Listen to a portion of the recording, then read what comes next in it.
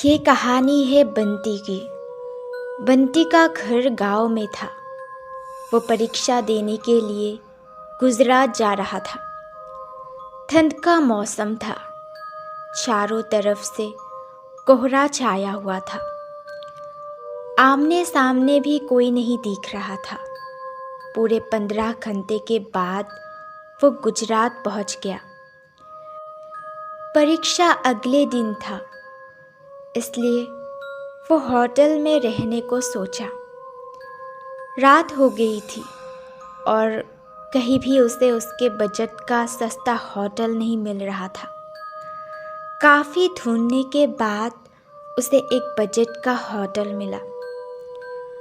वो उस होटल में एक कमरा बुक करवाया। जब वो उस कमरे में गया तो देखा कि कमरे के चारों तरफ जाले लगे हुए थे।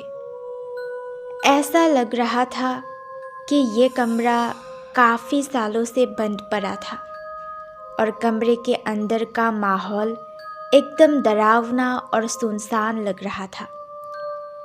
लेकिन उसने ये सब नज़रअंदाज कर दिया और होटल से खाना मंगवाया और खा पीकर सोने चला गया। जब वो सो रहा था तो लगभग रात के 1 बजे के करीब उसे किसी के पायल की घुंघरू की आवाज़ सुनाई दी। बंटी तुरंत नींद से जाग गया और जल्दी से खिड़की के पास गया, ये पता करने के लिए कि इतनी रात को किसकी पायल की आवाज़ सुनाई दे रही है।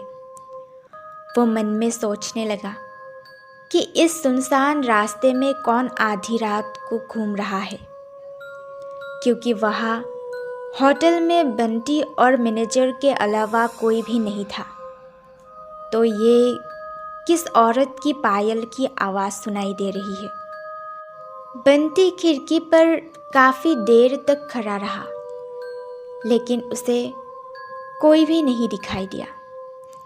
फिर उसने अपने कमरे से मैनेजर को फ़ोन किया और उसे बताया कि मुझे इतनी रात को कब से किसी की पायल की आवाज़ सुनाई दे रही है।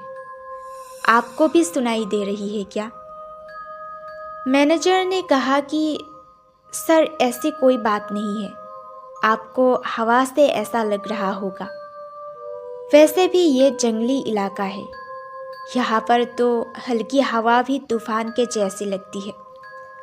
अब सो जाइए, ऐसी कोई बात नहीं है। बंटी मैनेजर की बात पर भरोसा करके फिर सोने चला गया। कुछ देर बाद उसे दोबारा वही पायल की आवाज़ पहले से भी ज़्यादा तेज सुनाई देने लगी। इस बार उसने अपने कमरे का दरवाज़ा खोला और सीधा होटल के बाहर देखने के लिए चला गया। जब वो बाहर आया तो देखा कि एक काफ़ी लंबी औरत जो सफ़ेद साड़ी पहनी हुई थी, उसके काफ़ी लंबे बाल थे और चेहरा भी ढका हुआ था। वो अपने हाथ में एक नारियल ले करके होटल के चारों तरफ चक्कर लगा रही थी। ऐसा लग रहा था कि मानो अपने पायल की आवाज़ से किसी को बुला रही है। बंटी दौड़कर उसके पास गया और बोला, कौन है जो इतनी रात को यहाँ घूम रही है?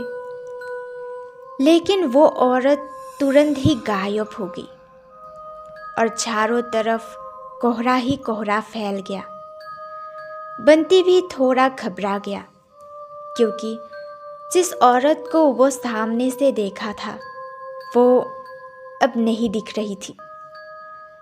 बंटी अपने होटल में वापस जाना चाहा, लेकिन फिर उसे वापस पायल की आवाज़ सुनाई देने लगी। बंटी अब उसे ढूंढते हुए जंगल की ओर जाने लगा। चलते चलते वो अपने होटल से इतनी दूर आ गया, उसे पता ही नहीं चला। फिर उसने उस घने जंगल में कुछ ऐसा दृश्य देखा कि उसका दिल दहल गया। उसने देखा कि एक पीपल के पेड़ के नीचे 500 लाश रखी हुई थी। और उस औरत ने बारी बारी से एक एक को नोच नोच कर खा रही थी। उसका मुंह खून से लथपथ था और चेहरा भी एकदम डरावना था। बंटी जब ये सब देखा तो उसके पाँव तले जमीन खिसक गई। ये सब नज़ारा देखते ही उसे डर के साथ साथ रोना भी आने लगा कि वो चुड़ैल अब मुझे भी मार देगी, क्योंकि अपने पायल के आवाज़ से ही तो यहाँ तक मुझे लेकर आई है। लेकिन उसने हिम्मत से काम लिया और हनुमान चालीसा पढ़ते पढ़ते धीरे धीरे वहाँ से भागने लगा ताकि वो उसे देख ना ले। लेकिन भूत तो भूत होते हैं। बंटी ने जैसे ही वहाँ से भागने की कोशिश किया, वो चुड़ैल अचानक उसके सामने आ गई और उसे इशारों से अपने अड्डे पर ले जाने लगी, जहाँ पर उसने लाशें रखी थी। बंटी हनुमान जाप करके इतनी तेजी से वहाँ से भागा कि मानो जैसे उसके अंदर किसी की शक्ति आ गई हो। भागते भागते सीधा वो अपने होटल वापस आ गया। वहाँ थोड़ी देर रुका तो उसे एक आदमी दिखाई दिया। उसे देखकर ऐसा लग रहा था कि ये अच्छा आदमी है। वो बंटी के पास आकर बोला, अरे भाई, क्या हुआ तुम्हें? इतना डरे हुए क्यों हो? बंटी ने सारा किस्सा उस आदमी को सुनाया तो उसने बताया कि भाई, तुम बहुत किस्मत वाले हो कि आज तुम बच गए। वो एक भटकती हुई चुड़ैल है जो किसी को भी नहीं छोड़ती। और तुम उस होटल में क्या कर रही हो? इसको तो बंद हुए काफ़ी साल हो गए। बंटी ने जब उस आदमी का ये बात सुना तो उसका डर के मारे पसीना निकलने लगा। फिर वो आदमी ने बताया कि इस होटल में बहुत साल पहले एक लड़की के साथ 4-5 लड़कों ने उसका भयानक तरीके से रेप करके मार दिया थे। लड़की तो मर गई, लेकिन मरने के बाद उसने किसी को भी नहीं छोड़ा और जो भी रात के समय इस रास्ते से गुजरता है वो सबको अपने कब्जे में कर लेती है और मार देती है।